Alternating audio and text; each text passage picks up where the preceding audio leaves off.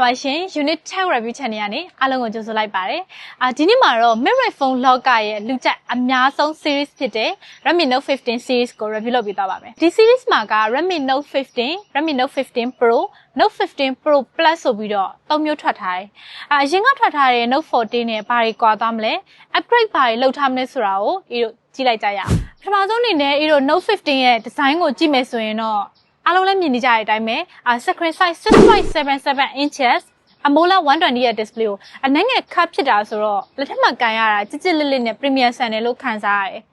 အနောက်ဘက်ကင်မရာဒီဇိုင်းဆိုလို့ရှိရင်လည်း Note 14မှာထွက်ခဲ့တဲ့ဒီဇိုင်းနဲ့မတူတော့ဘူး။ flagship phone တွေမှာမြင်နေကြကင်မရာဒီဇိုင်းမျိုးကတော့ဒီကင်မရာဒီဇိုင်းလေးကိုတော်တော်လေးကိုအကြိုက်တွေ့ရယ်။ flagship phone တစ်လုံးကင်ထားသလိုမျိုးခံစားရတယ်။အနောက်ဘက် body ကိုတော့ plastic polycarbonate matte finish design နဲ့ဖြစ်လို့လက်ရလည်းအရင်မထင်ဘူး။အရှိဘက် cut screen ကတော့လက်အနှဲငယ်ရေဆိုနေတဲ့အချိန်မှာလည်း e-tech ဆွဲကြည့်ရတဲ့လောက်ကတော့ smooth ဖြစ်နေတော့မယ်။ဒီ Note 15မှာအတန်ဆုံးအချက်လို့ပဲပြောရမလားဒါမှမဟုတ်ရဲ့အကြိုက်ဆုံးအချက်လို့ပဲပြောရမလားတော့မသိဘူးအဲ့ဒါကတော့ IP64 ပါလာတာပဲ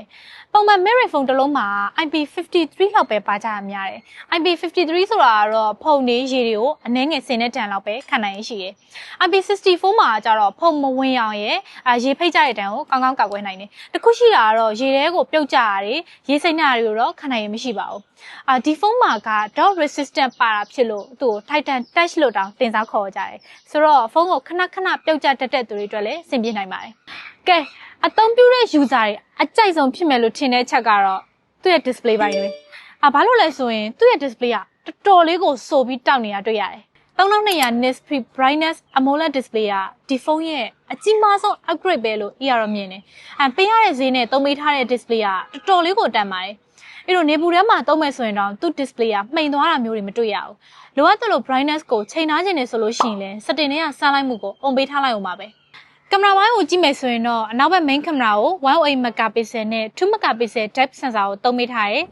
။ဇုံးကလည်းအဆ20ထိဆွဲရိုက်လို့ရပြီးတော့နေ့မဲ့အလင်းအောင်ကောင်းတဲ့အချိန်မှာရရင်တော့ဒီအရောက်ညှိပေးရတွေကသဘောကျတာတွေ့ရတယ်။ရိုက်နေတဲ့ကိုလိုချင်တဲ့အလင်းအမှောင်ချိန်ညှိတာတွေကိုလည်းလုပ်လို့ရပြီးတော့ panorama မှုနဲ့အရန်ကိုမိုက်တဲ့ပုံတွေဖန်တီးလို့ရတာတွေ့ရတယ်။ UV video ရိုက်တာတွေပြီးတော့ ultra wide နဲ့ micro ပုံရိုက်တာတွေကအရင် Note 14မှာရိုက်လို့ရပေမဲ့ဒီ Note 15မှာတော့ရိုက်လို့တော့မရဘူး။အရှိဘက် selfie မှာဆိုရင်တော့20 megapixel wide angle ကိုသုံးပေးထားတယ်။ selfie မှာ video ရိုက်မယ်ဆိုရင်တော့ Full HD 60 fps နဲ့ရိုက်လို့ရတယ်။ကင်မရာရုပ်ထွက်အနေထားဘယ်လိုရှိလဲဆိုတာကိုစမ်းကြည့်လိုက်ရအောင်။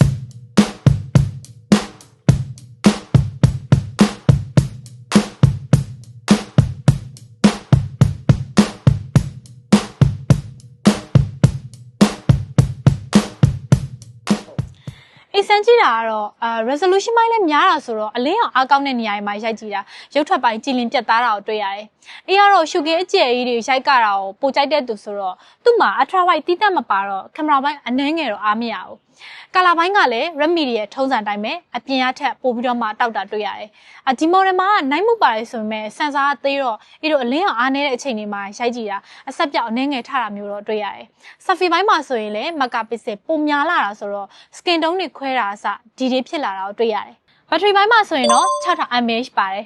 ။လို့ဖုန်းကခဏသွင်းရတာပြင်းတတ်တဲ့သူတွေအတွက်တော့ကွက်တီပဲ video playback က24နာရီခံတယ်လို့သိရတယ်။ normal usage ဆိုရင်တော့2ရက်အထိအသုံးခံပြီးတော့မှဘက်ထရီ cycle ကောက်ကလည်း2000တိရတာဆိုတော့6နှစ်လောက်ထိသုံးမယ်ဆိုရင်တော့ 80% လောက်ထိဘက်ထရီအသစ်တိုင်းကျန်နေအောင်ပါအပြန်သိမ်းမယ်ဆိုလို့ရှိရင်လည်းသူ့မှာ33 watt ချကြပါတယ်အဲ့ချက်ကိုလုံးဝစဉ်းစားလို့မရဘူးဘက်ထရီ ampere 6000 33 watt ဆိုတာကတော့နည်းနည်းလေးလွဲနေသလားလို့ maybe 77 watt ဆိုရင်တော့လုံးဝ perfect ပဲ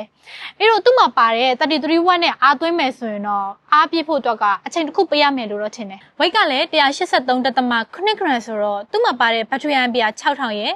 ဒီ screen size ရဲ့နဲ့ကမထင်ရလောက်ကိုပေါ့တာတွေ့ရတယ်အရောင်လေးတွေအနေနဲ့ကတော့ပုံမှန်ထွက်နေကြအရောင်တွေဖြစ်တဲ့ black, Lucia blue, purple ဆိုပြီးတော့၃ရောင်ထွက်ထားတယ်အရင် series တွေမှာလို့ဘေးပေါင် fingerprint နဲ့မဟုတ်တော့ဘဲနဲ့ in display fingerprint ဖြစ်သွားတာကိုလည်းတွေ့ရတယ်speaker ပိုင်းကတော့အပေါ်အောက် dual speaker ကို Dolby Atmos နဲ့ဖြစ်ပြီးတော့အတန်အတိုးချက်ကိုလည်း 300% ထိတောင်ချဲ့လို့ရတယ်ဆိုတော့အတန်ပိုင်းကတော့မိုက်တယ်လို့ပြောရမယ်ဘယ်လိုနေမလဲဆိုတာကိုစမ်းကြည့်လိုက်ရအောင်